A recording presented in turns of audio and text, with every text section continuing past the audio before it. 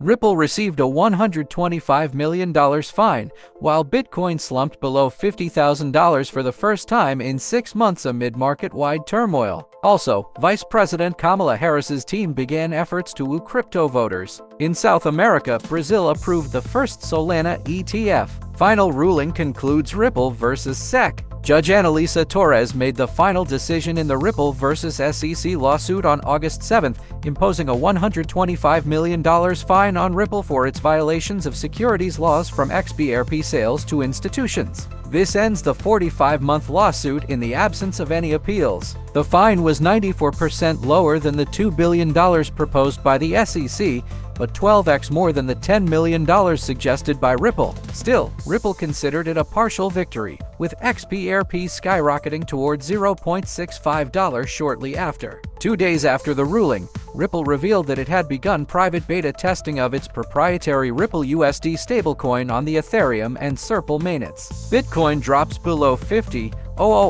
last week. Bitcoin and the rest of the crypto market witnessed the largest widespread decline yet this year. On August 5, BTC collapsed underneath $50,000 for the first time in 6 months. Liquidations across the market surpassed $1 billion.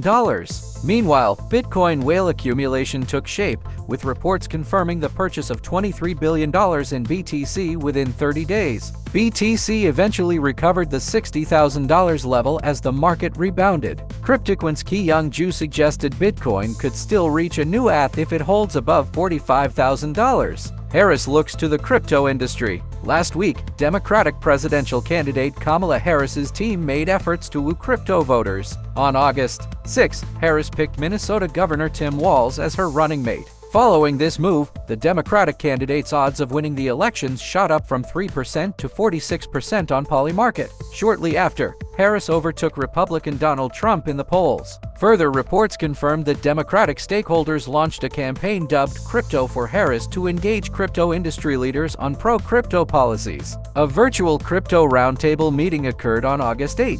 However, Harris didn't attend, baffling Gemini co-founder Tyler Winklevoss. Brazil approves Solana ETF in Brazil.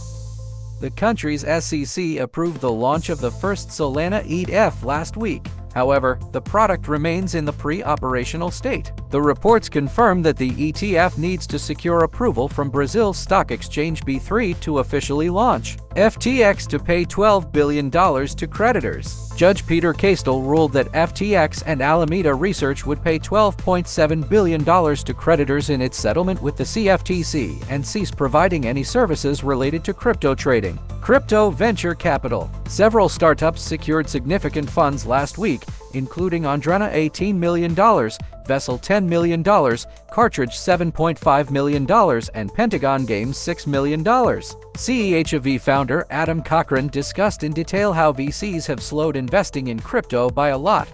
Most of them have LPs that just want to beat index fund returns, he wrote on X.com. Too many investors are reluctant to make early-stage bets and don't actually pursue moonshots. They just throw capital at breakout trends.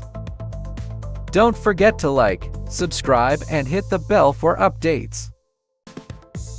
For more updates and trades, kindly follow us on Telegram, Instagram, and TikTok. Thank you for watching and see you next time.